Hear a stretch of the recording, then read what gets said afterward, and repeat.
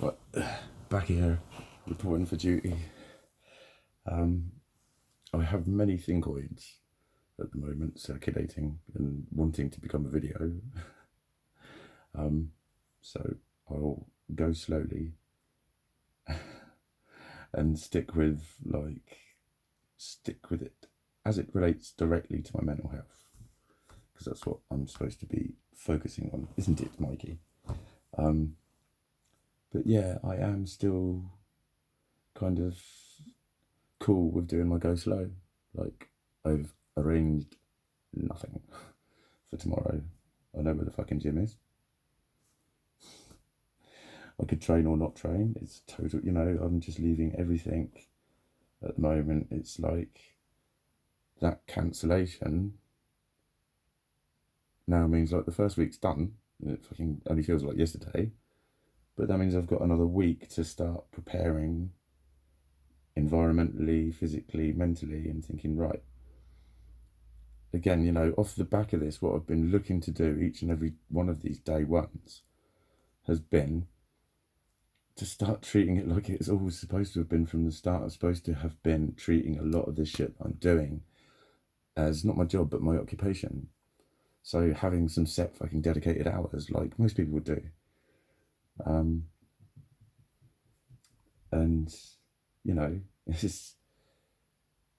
it's one of those, it does lead to the should haves. Because, you just think back to not that long ago at all. And when I fit in my kitchen, I was training. Was I? I think it was just before I went to uni. I think it was just before I went to uni that I finished it. Yes, it was, because I went to a night shift. That was it. I was like, I can remember putting the first like 3 or 4 rows of tiles down in the sort of 4 or 5 hours or whatever that I had from when I got up in the afternoon to when I went to work. That's how I was working. That's just the sorts of stuff. I was literally looking at my watch going, right, I need to have a bath, I need to have something to eat. I'll stop there, clean all the tools down. But that's how I was able to just fit things into my day, and I just did it. Just fucking did it. So that's who I know. That's who I know. That's the Mikey I'm fucking used to. And it still feels like he's there. But yeah, it's like that's going to be my, a nice. So he's 8 days away, 9 days away, whatever it is. But literally take that as I'm really going to come away with that with some very clear fucking objectives. I'm going to work for as much of the rest of the day as I've allocated. And that's how I was starting to think last week. But, it's all right. It's all right. I have kept warning myself about going too quickly with fucking everything. And, the gym, yes, it's a double-edged fucking sword, actually. It is, because you don't need to convince me about the benefits of weight training on mental health. No way. But there is also those times where, depression, what I'm going to call sort of somatic depression. And remember, when I refer to depression, I refer to less amounts of information traveling along a nerve to depress. That's how I'm applying it, but it leads to lots of other types. But that somatic depression is there for a reason. It's a response to stress. Your body shuts you down. It can also make you ill sometimes because it makes you go to fucking bed. So when you're overworked, it's there for a reason. So it slows your metabolism down, which is why you feel sluggish, and And of course, that's linked to mood, and then that can be linked to psychosocial exchanges and all sorts of other crap. But fundamentally, as a biological, it's a biological coping strategy. That your body is physically saying you are outweighing the demands that I can provide and I can fuel, and the brain is making it all happen and it's overriding me. So in return, I'm going to override it and shut it the fuck down, basically. But then that probably originates in the brain. The brain is very weird. The brain is very fucking weird.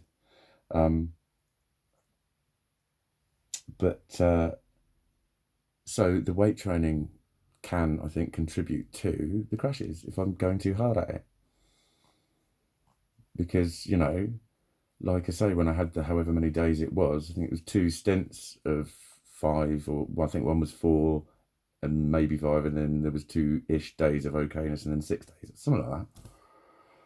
And during those times, I was eating, but a lot of the time just a fucking sandwich, because you know it'll just fill you up enough, and you won't be getting like a rumbling tum when you go to bed, so you'll sleep, and it's just fucking enough, mate. And then smashing it at the gym. So it's like I need to, you know, take those extra few days. It was only sort of 6 days of not eating properly. Well, how about eat properly for 6 days before you start to train properly and things like that. And you know, the stuff that I've started to load into my truck, and that my environment's going to be a little bit more spick and span, and just there's space in all of my drawers at the moment. There's space in all of them, and there's only one lot of dirty laundry.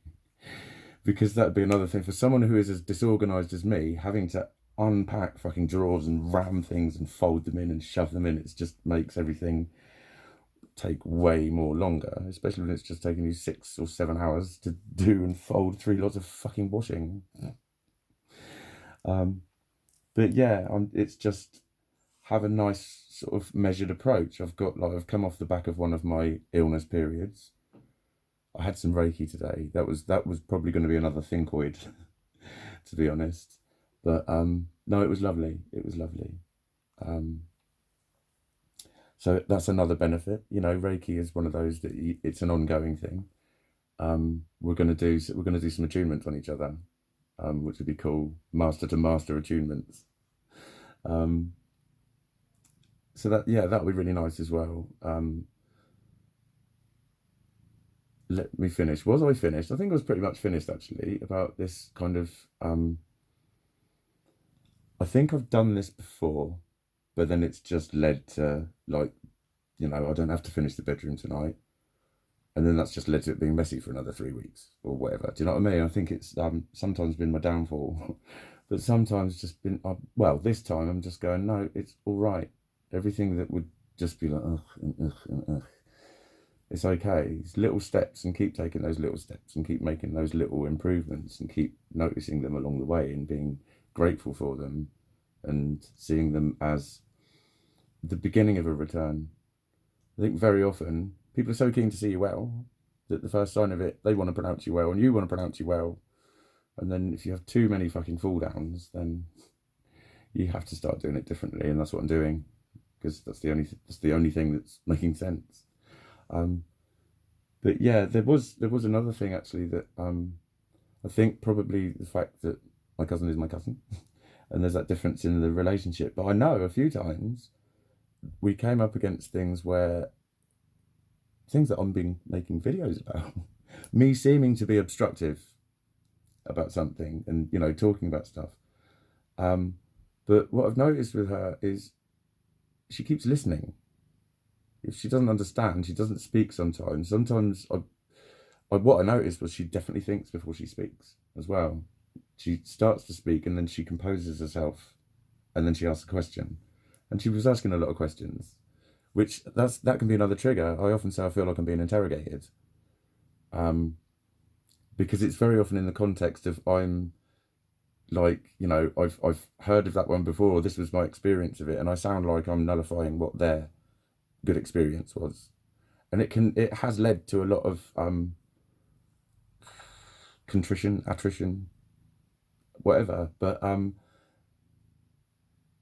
it wasn't like that. We got to the end, and I felt myself get a little bit snappy a couple of times, and she didn't take it personally.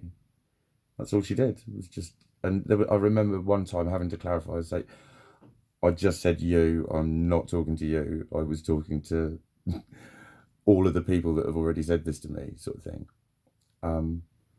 But it was nice. It was that feeling again of having the space to be me, and just not have it judged, or even I don't know. Sometimes having it analysed feels like it's being judged or whatever. But I know one thing I did say to her, and I've commented in a few videos about how the fuck do you put a boundary down about some of this sort of shit. But all I said was, it's, again, not relying on the label or whatever. It's just taking a thing that's likely to happen and being honest about it. And I just spoke about the negativistic aspect, which I'd never heard of. And I just thought it meant Eeyore. Negativistic, everything's negative, everything's negative. And I didn't really get what it was, but it was my highest one. And it's basically this need to be shown what to do, told what to do, controlled, dominated, craving that, coupled with this frustration that they've got no belief in themselves, so they really fucking hate being told what to do. And that was one of those ones where, like I've always said, I didn't read a list of symptoms and go, oh yeah, I'll do that. I read a list of symptoms and went, fuck me, it's a symptom of something. It's got a name. And that was definitely one of those, because I've been drawn towards confident, dominant people. I like them. I respect them. But then if they tell me what to do, I fucking hate them. So all I did was I just said that, and I said, and sometimes I am just talking about things I have really, really tried. And, I truly believe that we do all have our own experience and our own journey, and, things happen at the right time. Like people have a lot of rock bottoms in addiction. I think, I was in that place 5.5 years. There were some people I saw for, I think I saw one person 5 times. And they were known to services. They were known to the people that had worked there for years before me, and that was a lot more times that they were seeing them. But, everyone's on their own journey kind of thing. And I think we had a mutual respect for each other about that. Definitely. And I was reminding her that, I'm really not taking anything away from your experience. I'm really not trying to do that. These are the things that I'm saying that I need to learn as I go along. That's why I'm doing a lot of analysing, because these angsty feelings are coming up. And I'm fairly certain at times today, if she hadn't been such a patient woman, she was very understanding. Well, she gets to the point where she goes, I don't understand. And rather than saying, it must be wrong, explain it to me. What she says, I don't understand, is, I need to know some more info. I think that's just literally the change in her. It's just, that's where she gets to. That's her decision at her schema, if you like, her paradigm. I don't get it. Ask more then. And I think a lot of people are, I don't get it. It's not right then. And that's how they've got that challenging element that comes across to me. And then it's only going to go one way. Once people start challenging each other, the ego gets involved. People don't like tones of voices. People can respond to a tone of voice, and it's not the words anymore. And my tone of voice can be inappropriate and overzealous. So yeah, I can look like an arrogant fuckbag. Let's be blunt. I'm sure a lot of people still think I fucking am. Nothing but an arrogant fuckbag. But that's because they're twats. I've got a fucking attitude fucking problem. Prick. But yeah, no, it's all good. I don't mind. There's no pressure of anything at the moment. I can just be. And I've got nothing nagging at me that I should be doing. I think that's what I'm feeling the freedom of. That's what a lot of the piece is. It's like, it's okay. I've done this and I've done that, and that's better now. And this is, you know what I mean? I'm starting to look at things that I can build on. And in the same way that when I eventually get on my bowers and I take them up slades, I ain't going straight in on the big vert bits. I've got to go around in the little boingy bit. I'm going to go around on the flat bit. I'm going to get used to it, fuck around over in that bit of the park for a bit.